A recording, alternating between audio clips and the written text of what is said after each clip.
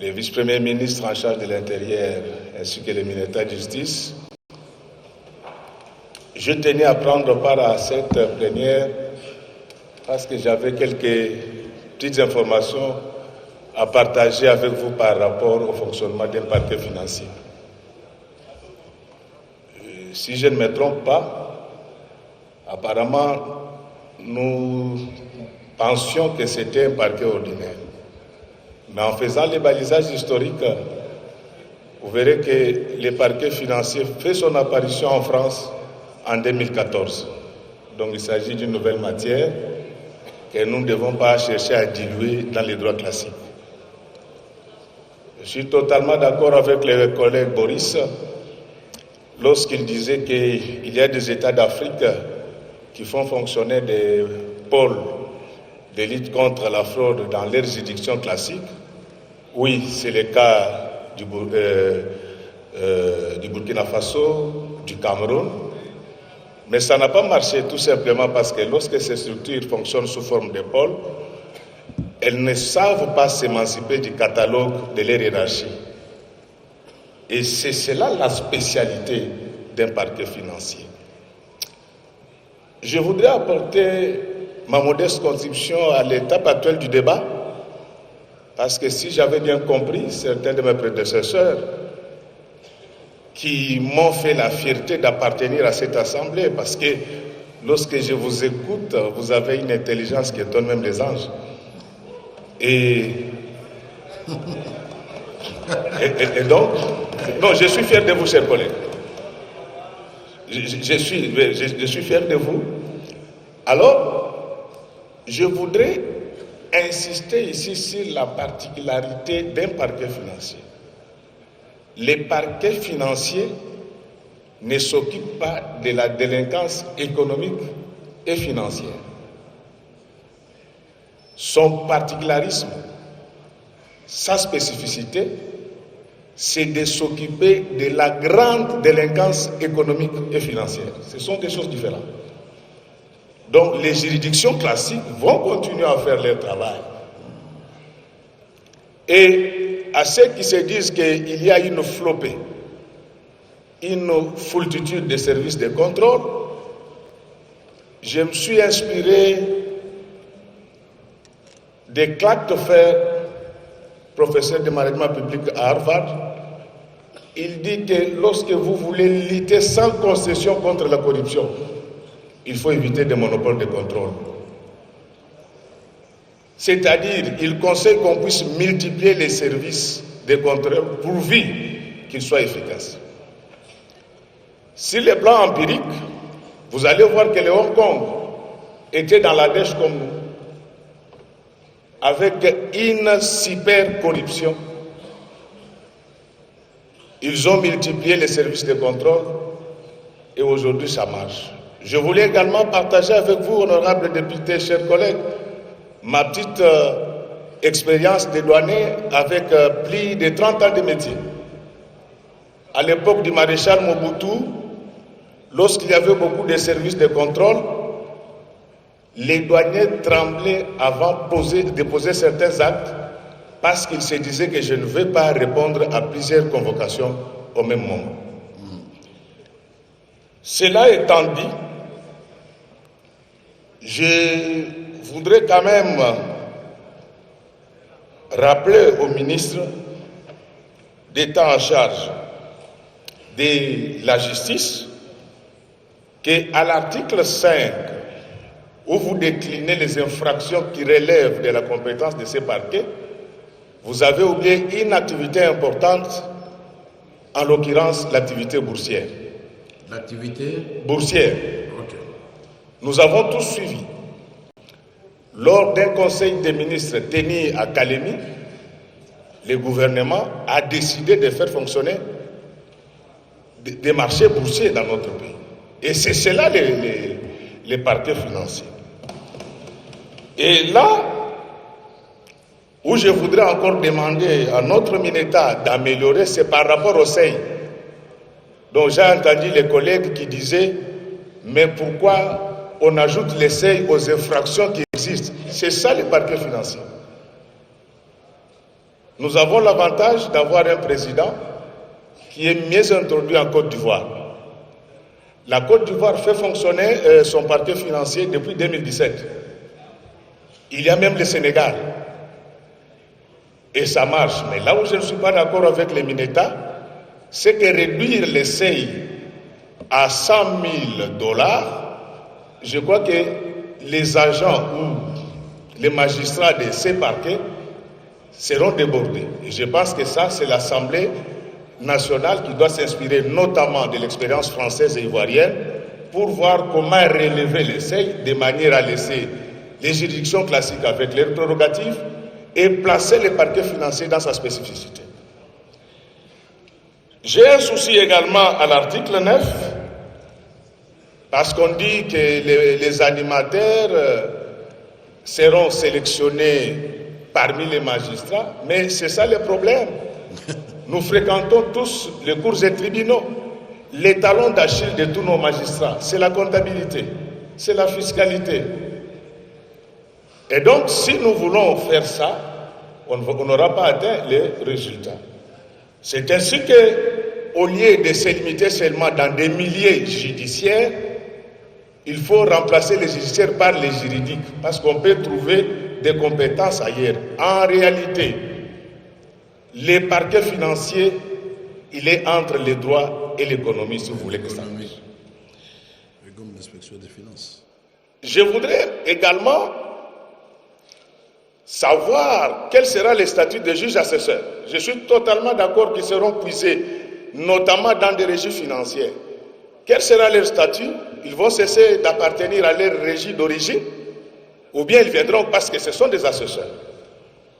Donc, tout en faisant mien les soucis relevés par les brillants juristes qui sont passés avant moi, je pense que cette loi a sa place dans notre pays. Elle peut être déclarée recevable, mais à la seule condition que son toilettage ne soit pas seulement l'apanage de la PAJ, parce qu'il s'agit de matières éminemment économico-financières. Donc, les traitements devaient être effectués non seulement en syntonie, mais aussi en symphonie avec l'ECOFIN. Mais là aussi, il y a un souci. L'ECOFIN fonctionne en sureffectif. Je ne suis pas candidat à la participation. Je souhaiterais qu'on puisse prendre certains collègues de l'ECOFIN et surtout chercher également à écouter tous ceux qui luttent déjà contre la fraude dans ce pays. N'oublions pas que les parquets financiers, celui qui a amené l'idée chez nous, c'est notre ancien IGF, chef de service. Il n'aura pas de honte à les consulter, par exemple. Donc, honorable président, distingué membre du bureau, honorable député, chers collègues, ce sont ces peu de mots que je voulais partager avec vous. Merci pour votre aimable attention. Merci, honorable Godin Pouy. Merci beaucoup. Honorable Itina Mayamba Hermès. Ah, il est dans ce camp-là, oui. Azara Karabinoguna, Namoni. Mais alors, vous êtes arrangé pour être le seul sur la liste, comment? C'est sans objet, honorable Itina. Non, il y a tout intérêt, honorable président, à avancer. Honorable président de l'Assemblée nationale, honorable membre du bureau, honorable député, chers collègues, la réforme de la police nationale congolaise est une nécessité urgente pour garantir la sécurité de nos citoyens et renforcer l'état de droit et promouvoir le développement durable. Ici, je voudrais commencer par saluer les efforts du gouvernement pour élaborer ces plans ambitieux.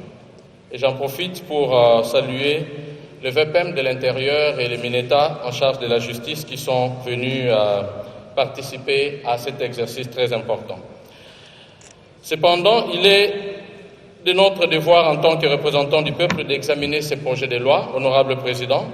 Et ici, parlant de la réforme de la police, je voudrais poser quelques petites questions en partant par une constatation, parce que lorsque j'ai lu l'axe stratégique 3, qui insiste sur la redevabilité et les partenariats entre la police et la population, Cela m'a permis à soulever quelques petites questions, honorable président. Pourquoi? Parce que lorsque nous essayons de voir, d'observer la relation actuelle qui existe entre notre population et les éléments de la police, il existe malheureusement une méfiance totale.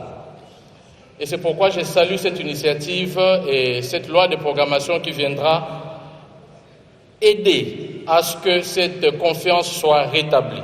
Et cela est dû à cause des arrestations arbitraires, des tracasseries, et récemment même, ce phénomène s'est amplifié avec l'avènement des cabassels, comme les Quinois l'appellent. Les éléments de qui sont venus, qui ont amplifié les arrestations dans les rues de Kinshasa. Alors j'ai quelques questions en ce qui concerne ces partenariats et cette innovation que le ministre a apportée pour qu'il y ait ce dialogue entre la population et les policiers. C'est de savoir quels sont les indicateurs précis qui seront utilisés pour mesurer l'amélioration de la confiance du public envers la police et l'efficacité des mécanismes de dialogue mis en place. Comment les citoyens congolais seront-ils impliqués dans le processus d'évaluation de cette réforme? Là, c'est en ce qui concerne l'axe stratégique numéro 3, concernant la redevabilité et les partenariats police-population. Lorsque nous lisons l'article 6, qui prévoit qu'il y aura un rapport annuel du gouvernement sur l'exécution des prévisions budgétaires, ma question est de savoir si ce rapport sera rendu public et fera l'objet d'un débat parlementaire approfondi afin que nous puissions en assurer la transparence et la redevabilité, pour ne pas aller le cacher dans le lot des choses jugées secret défense. Les documents mettent l'accent sur la formation des policiers, anciens et nouveaux. Comment s'assurer que ces formations sont non seulement techniques, mais aussi axées sur le respect des droits humains, de l'éthique professionnelle et la prévention de la corruption?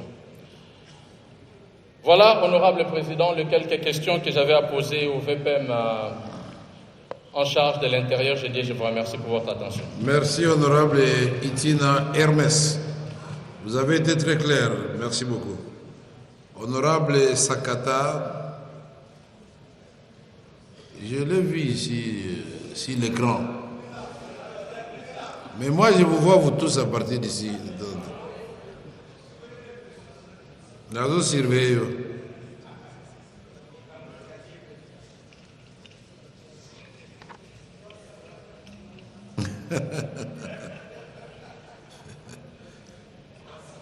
Honorable Sakata, vous avez la parole. Petit Bazo Sego Abiloa Sakata, ça sera programmé la semaine prochaine. Yango appelle ça gouvernement pour passer à l'ango président. Honorable président, merci beaucoup pour la parole. J'espère que j'aurai les bénéfices de minutes dus à ceux qui parlent pour les deux lois. Je voudrais remercier et apprécier les interventions de deux ministres de notre gouvernement qui sont intervenus. Je voudrais commencer par le ministre d'État, ministre de la Justice, pour dire que l'étape où nous sommes, honorable président, nous sommes à l'étape de recevabilité de la loi. Et la recevabilité de la loi, conformément à notre règlement, ne concerne pas le fond de la loi. Elle devait en principe se limiter à vérifier si la loi, le projet de loi dont il est question ou la proposition de loi dont il est question a un fondement dans la Constitution d'une part et est opportune. La question que l'on peut se demander maintenant, est-ce que le projet de loi proposé par le ministre d'État et ministre de la Justice trouve un soubassement dans la Constitution? Je réponds par oui, et conformément à l'article 149, alinéa 6. La Constitution lui donne le droit de proposer une loi sur des juridictions spécialisées. Si je le dis, honorable président, c'est parce que moi j'aime être le député au milieu du village, l'intervenant au milieu du village. Un intervenant au milieu du village ne veut pas dire que celui qui fait le consensus. C'est celui qui se rapproche de ce qui est juste et correct. Et ici, le caractère juste et correct, c'est de se rapprocher de la Constitution d'une part, des lois de la République d'autre part, ainsi que de notre règlement intérieur. Au regard de la Constitution et de notre règlement intérieur, le projet de loi proposé par le ministre d'État et le ministre de la Justice est conforme à la Constitution. Dès lors, il n'y a aucun handicap que l'on déclare cette proposition de loi recevable. Par contre, nous allons voir au niveau de la Commission quels sont les éléments de fond qui font défaut. S'agit-il d'une loi ordinaire, d'une loi organique? S'agit-il d'un parquet, de ceci ou de cela? Doit-on omettre le parquet dans l'intitulé? Ça, ce sont des questions de fond. Mais au stade actuel, je pense qu'il n'y a point de problème de recevabilité au regard de ce que je viens de dire tout à l'heure. Donc je répète que pour moi, en ce qui me concerne, cette loi devrait être déclarée recevable pour ce motif-là. L'opportunité y est parce que nous tous, conformément au discours du chef de l'État, nous devons combattre la corruption et les malversations financières. Là, c'est donc un caractère opportun. L'honorable Boris a si bien dit des choses, mais pour moi, cela va relever des travaux qui vont avoir lieu au niveau de la Commission. En ce qui concerne le vice-premier ministre et ministre de la Justice, de l'Intérieur, je voudrais noter que dans son projet de loi, premièrement, je note, je l'ai laissé là-bas, que la présentation, sous forme papier, va être perfectible, mais je note quand même quelques éléments qui manquent, tout en retenant que ce sera recevable. Vous ne parlez pas des problèmes de brouillage de nos aéronefs dans votre projet de loi. Vous savez que nos aéronefs ont été brouillés par les ennemis de la République démocratique du Congo. Mais dans votre programmation, vous n'insérez pas cet élément. Vous ne parlez pas de l'intelligence artificielle, le budget prévu. Mais vous commencez à vous contredire vous-même, apparemment. Non, ça sera pour compléter. Ce sont des éléments de complément, honorable président. Permettez que je termine, honorable président, ça sera pour compléter. Honorable Sakata, je crois que vous devez rester au milieu du village. De la même façon que vous êtes posé deux questions seulement pour le parquet général. Est-ce qu'il y a un fondement dans la Constitution? Vous avez dit oui. Très bien. Est-ce que c'est opportun? Vous avez dit c'est oui. Mais les questions de fond, les questions de chevauchement avec d'autres institutions, ce qui a élagué, ce qui a ajouté, ça sera au sein de la commission et ça va nous revenir ici en plénière qui est souveraine. Vous devriez donc vous poser la même question pour savoir est-ce que la loi de programmation de la police est-elle nécessaire à ce moment? Trouve-t-elle un fondement dans la Constitution ou pas? Est-ce que c'est opportun ou pas? Nous disons oui. Alors là, vous nous épargnez maintenant de profiter pour donner vos remarques. Sinon, je vais laisser passer tout le monde dire ce qu'il a à dire. Ok, honorable président, vous avez totalement raison. Tellement j'aime la loi sur la programmation parce que ça intéresse notre peuple que je voulais nécessairement ajouter les éléments dont ceux auxquels je fais référence, y compris la police de proximité et le spoofing. Dans tous les cas, les deux lois sont selon moi recevables. Voilà, je vous remercie. Vous avez déjà bien parlé. Voilà. Mais comme vraiment, pour convaincre le Sakata, même quand vous êtes à deux, c'est tout un problème. Vous avez déjà bien parlé. Vous nous dites ici, c'est la recevabilité. Pour la recevabilité, il y a des choses. Est-ce qu'il y a un fondement juridique ou dans la Constitution? Deux, est-ce que c'est opportun? Ça vient ajouter, ça vient organiser quelque chose